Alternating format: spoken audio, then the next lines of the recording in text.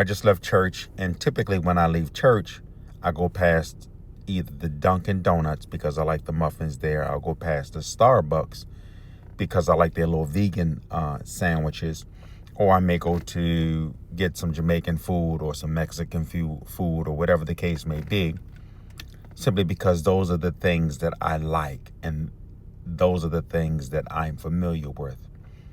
And most people, they go places and they eat, or they go to familiar surroundings where people are there, or they may go to different places because it looks good to them. It makes them feel good.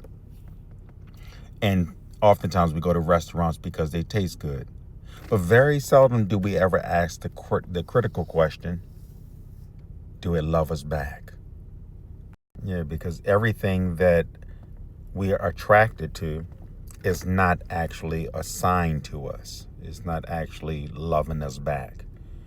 Because with that Dunkin' Donuts, the sugar, the carbohydrates, the fats, the unpleasantry that comes with inflammation from the Chinese food or the Jamaican food, is it loving us back? If I go to a specific party, is what they're doing loving me back? Can I get that time back?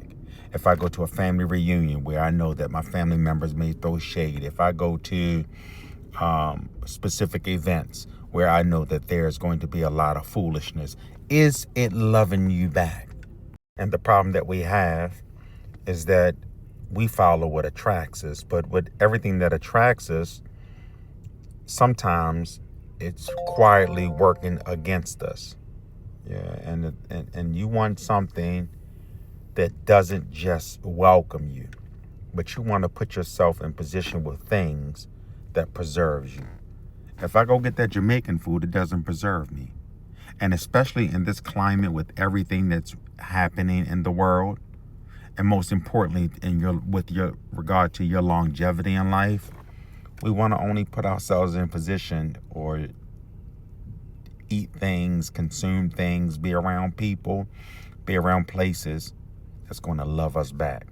Stop putting yourself in places that's going to disrupt your peace, that's going to disrupt your wherewithal, that's going to cause you some confusion, that's going to make you disgruntled, and that's going to take away years off of your life.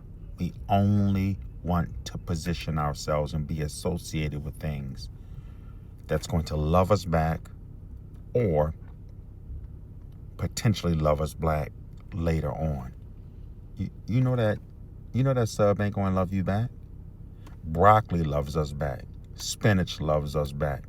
Vegetable loves us back. Apples, oranges, they love us back because they add to our nutrients. People who take their time with us loves us back. That ain't love you. Your business will love you back.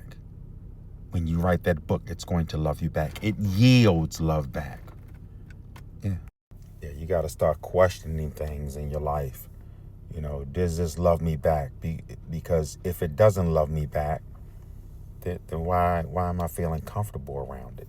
I don't want to feel comfortable around anybody or anything that's not loving me back. And I promise you, if I'm around you and you're not, and your level of sincerity is not there, and you're not being genuine, and I see that what you're doing is quietly working against me, baby, I'm a Leo. We don't circle the block, because once you cut, you cut. Like, let me stop playing with y'all. No, but for real, I'm saying to you, we only want to associate ourselves or latch on to things that's going to love us back. You have the discipline to let go of a fake love, which is a temporary love, or a half of a love. A half of a love, a fake love, or a temporary love can be the most venomous types of love. Why? Because they are an emotional fix, or they only give you a temporary fix. When you go out and you go have that, you go to Outback and you get those Aussie fries. It gives you a satisfaction for the moment, but the long term is damaging. When you go to McDonald's and you eat McDonald's fries with all of its 19 ingredients, it satisfies the moment.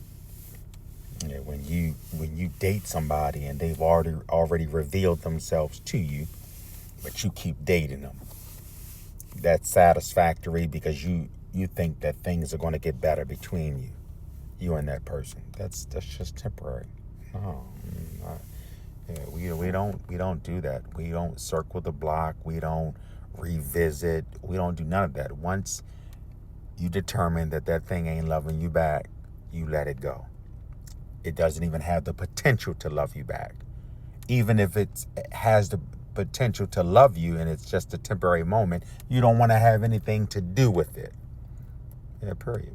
That's where the buck stops. I promise you that I have been there a million times.